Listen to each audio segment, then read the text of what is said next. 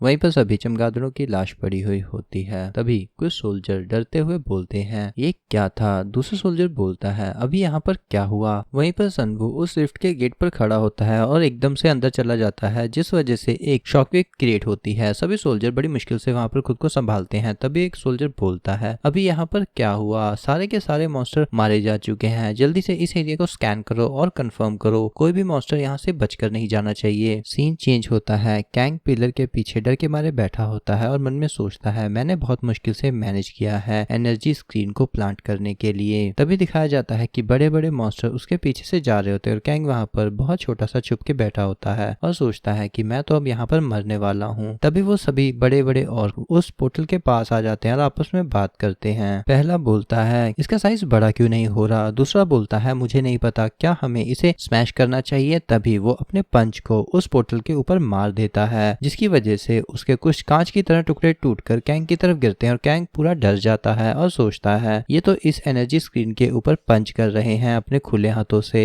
और इसी तरह सभी और उस पर पंच करना शुरू कर देते हैं। कैंग डर के मारे कांप रहा होता है और सोचता है, जल्दी से यहाँ पर आ जाओ। तभी एक टुकड़ा टूटकर कैंग की तरफ जाता है। कैंग जैसे उसे देखता है डर के मारे दूर डॉज कर लेता है, पर इसी वजह से वो चिल्ला देता है और वो सभी ऑर्क उसकी आवाज सुन लेते हैं और वो बोलते हैं, ये आवाज क्या है? और कैंग अपना मुंह बंद करके शांत हो जाता है, पर वो ऑर्क उस पिलर के पीछे आकर उसे देख लेते हैं, जिसे देखकर कैंग डर के मारे हंसना शुरू कर देता है। वो ऑर्क मॉन्स्टर्स की तरफ देखते हुए बात करते हैं। पहला बोलता है, इसी ने इस स्क्रीन को यहाँ पर लगाया होगा। दूसरा बोलता है, क्या हमें इसे अपने पैरों के नीचे कुचल देना चाहिए? तीसरा बोलता है, हमें इसे जल्दी से कुचल कर खत्म कर देना चाहिए। तभी कैंग अपनी गन से फायर करते हुए चिल्लाता है, तुम्हें लगता है कि तुम मुझे इतनी आसानी से मार सकते हो? पर उसकी गोलियां उसके सीने पर लगकर जमीन पर गिर रही होती हैं, जिनका उस पर कोई असर नहीं होता। तभी वो ऑर्क अपना पैर उठाकर कांग को कुचलने के लिए तैयार हो जाते हैं। तभी संगू उस पोर्टल में से बाहर आता है और उसे देखकर कैंग डरते हुए पीछे गिर जाता है और धीरे से बोलता है, वो यहाँ पर आ गया है। जैसे ही संगू उतरता है पोर्टल के बाहर, वो अपनी स्वॉर्ड निकालकर एक हवा में स्लैश चलाता है, जिसकी वजह से एक एनर्जी रिलीज होती है और वो सभी ऑर्क डर के मारे पीछे की तरफ देखते हैं और बोलते हैं, ये क्या है? हमें इसे डॉज करना होगा। तभी एक शॉकवेव उठती है और उन सभी ऑर्क्स के सर जमीन पर गिरना शुरू हो जाते हैं। तभी कैंग पिलर के पीछे से छुपकर बोलता है, ये तो एक मॉन्स्टर से भी ज्यादा खतरनाक है, और पुरानी बात के बारे में सोचता है कि मैंने तो इसे पंच करने का ट्राई किया था, पर मैं बच कैसे गया। तभी संगू कैंग को वहां पर नोटिस कर लेता है और एक पत्थर उसकी तरफ फेंकता है, जो उसके सर पर लगता है और कैंग वहीं पर बेहोश हो जाता है। संगू उसके पास आकर बोलता है, तुम लड़के यहाँ पर छुपकर क्या देख रहे हो मुझे? संगू अपना सर पर हाथ रखते हुए बोलता है, मैंने प्लान नहीं किया था इन ऑर्क जाइंट्स को मारने का,